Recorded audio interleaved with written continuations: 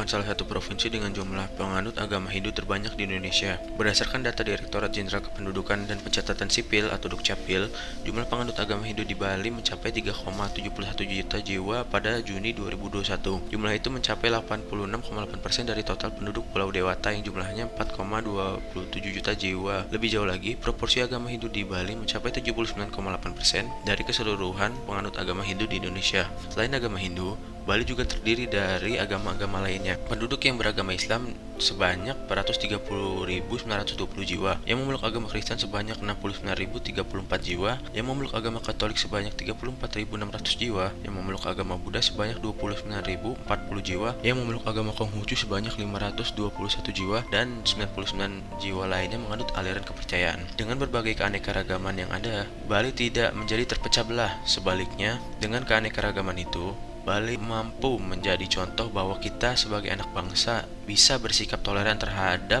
perbedaan agama yang ada.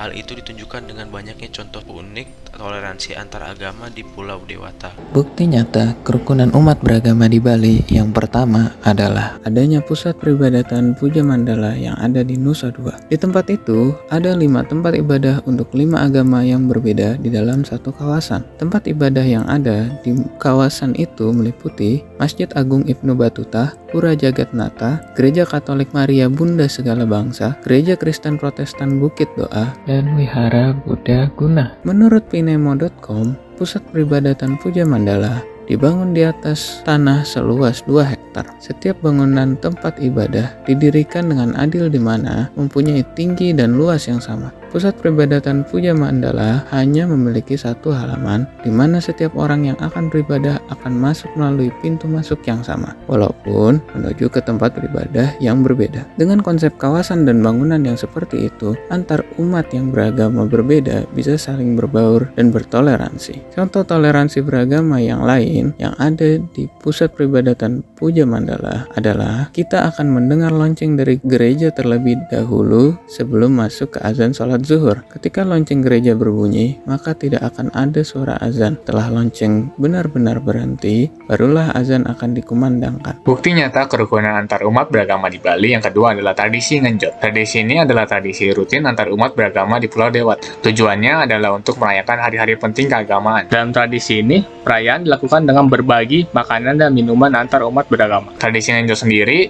dilakukan oleh umat Hindu, Islam, dan Kristen. Umat Hindu melaksanakan tradisi ngenjot saat perayaan Galungan, Nyepi, dan Kuningan.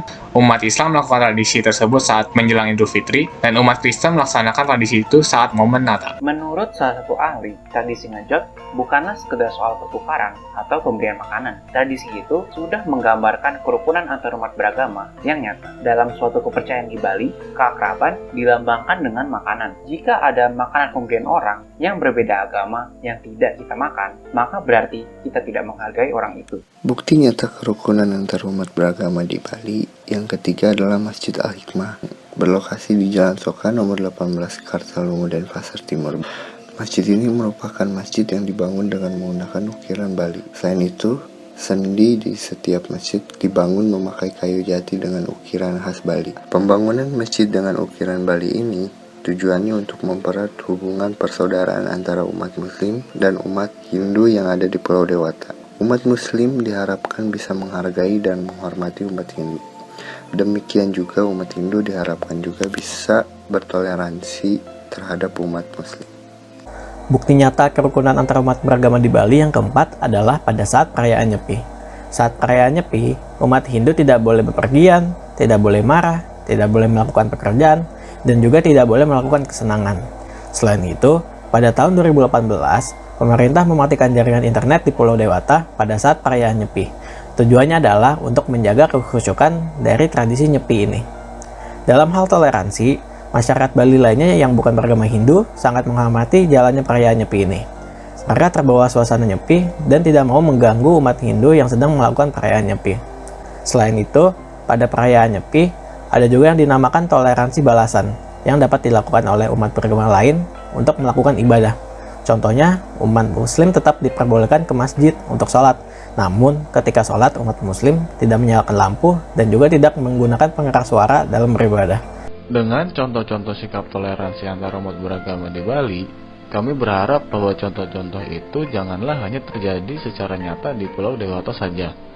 Namun, contoh-contoh itu harus benar-benar bisa kita ikuti dan lakukan. Salah satu contoh yang dapat kita lakukan adalah tidak menganggap agama kita yang paling baik dan tidak merendahkan agama lain. Jika kita telah menerapkan sikap-sikap toleransi antar umat beragama di lingkungan kita, maka selanjutnya kita harus mengajak masyarakat Indonesia secara lebih luas untuk meningkatkan sikap toleransi antar umat beragama. Salah satunya, kita dapat membuat ajakan-ajakan di sosial media untuk mengedepankan sikap toleransi terhadap umat beragama lain.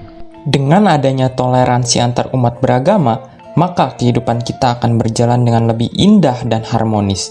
Selain itu, pasti tidak akan ada perpecahan dan permusuhan yang membuat kita terpecah belah. Lebih jauh lagi, sikap tolong-menolong dan saling membantu antar umat beragama pasti akan terbentuk dengan baik. Mari kita ikuti contoh-contoh sikap toleransi antar umat beragama yang ada di Bali. Ayo kita terapkan dan tingkatkan toleransi antar umat beragama di lingkungan kita. Mari kita ajak masyarakat Indonesia untuk selalu mengedepankan toleransi antar umat beragama. Jika bukan sekarang, ya kapan lagi? Jika bukan kita, ya siapa lagi?